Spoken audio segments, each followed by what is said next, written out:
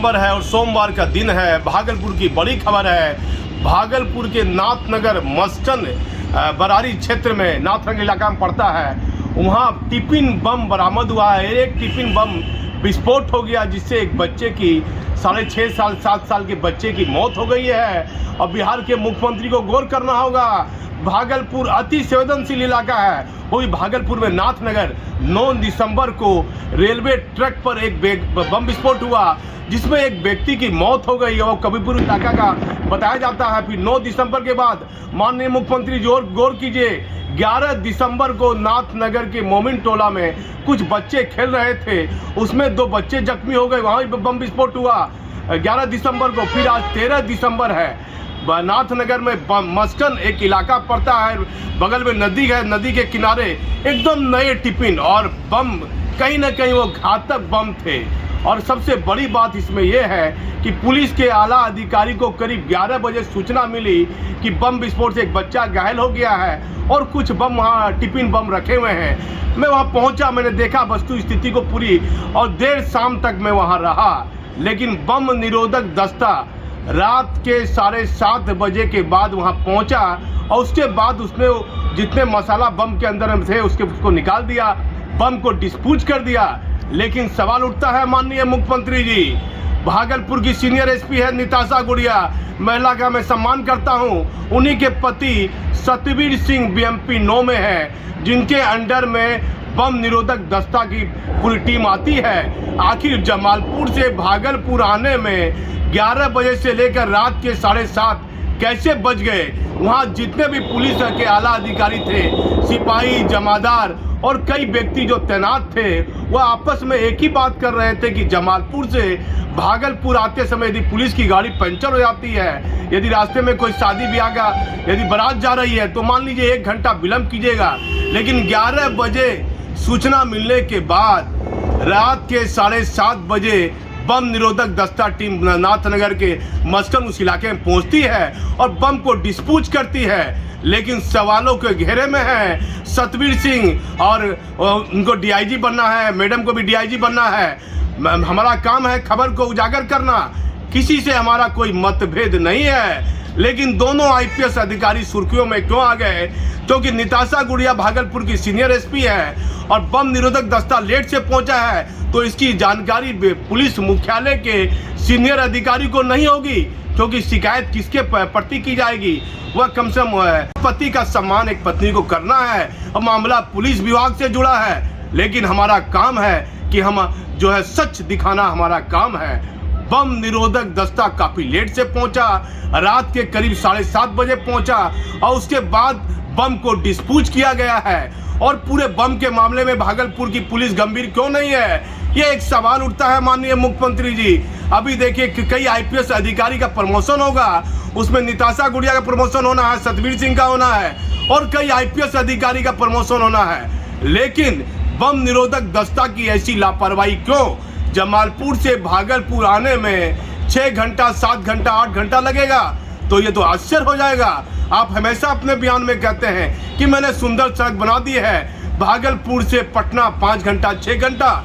लेकिन जमालपुर से बम निरोधक दस्ता को आने में आप देख लीजिए 11 बजे के बाद रात में 7:30 बजे बम निरोधक दस्ता की टीम आती है और बड़ा घातक बम वो था। लेकिन एक बच्चे की मौत हो गई है। अब पुलिस मुख्यालय में बैठे आला अधिकारी भागलपुर में बम विस्फोट के मामले में क्यों गंभीर नहीं है? लगातार मैं अपने चैनल के माध्यम से खबर उठा रहा हूं कि आखिर बारूद कहां से आ रहा है, कौन लोग बम बना रहे हैं, अब बम कूड़े में क्यों छिपा के रखा जा रहा है, किन अपराधियों के द्वारा बम का इस्तेमाल किया जाता है। लगातार 4 दिन में एक दिन छोड़कर एक दिन, मानिए 5 दिन जो है 9 दिसंबर से लेकर 13 दिसंबर तक 3 बम की घटना होती है और तीनों बम विस्फोट होते हैं। एक नाथनगर रेलवे ट्रैक पर और दूसरा एक दिन छोड़कर 11 दिसंबर को मोमिन टोला में, फिर आज 13 मस्कन जो नदी किनारे इलाका पड़ता है। और बहुत नए नए टिफिन हैं, आप मेरे वीडियो के माध्यम से देखिए। लेकिन वहाँ जो तैनात सिपाही है, जो नाथनगर के पुलिसकर्मी है, वह दिन भर शाम तक ये चर्चा करते गए कि बम निरोधक दस्ता को आने में जमालपुर बीएमपी 9 से इतनी देरी क्यों हो गई। सवालों के घेरे में है बीएमपी 9 के आला अधिकारी। आखिर ये क्या हो रहा है माननीय मुख्यमंत्री जी।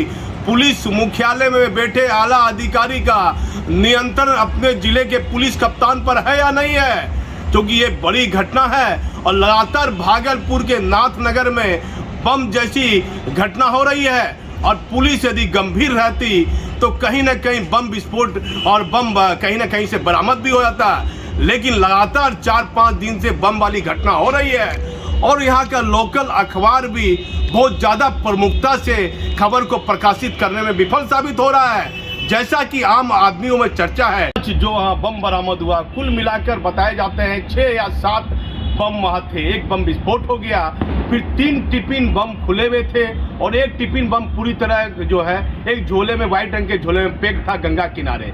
मतलब कुछ अधिकारियों का कहना है कि 6 बम था और कुछ आला अधिकारियों का कहना है 7 बम था।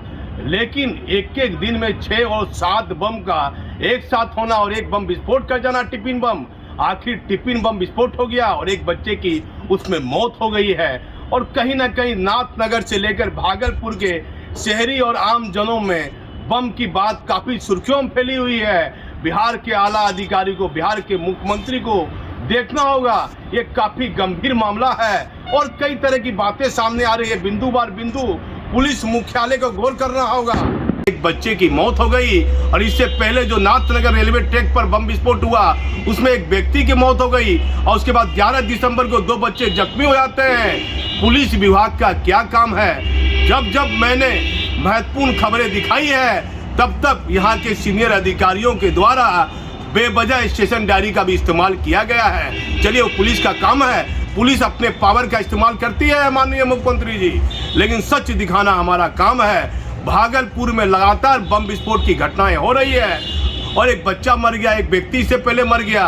पुलिस के आला अधिकारी आपके गंभीर नहीं दिख रहे हैं। कई सीनियर अधिकारी पुलिस मुख्यालय में बैठते हैं। सवाल उठता है कि आखिर ऐसे गंभीर मामले में पुलिस के आला अधिकारी गंभीर क्यों नहीं है।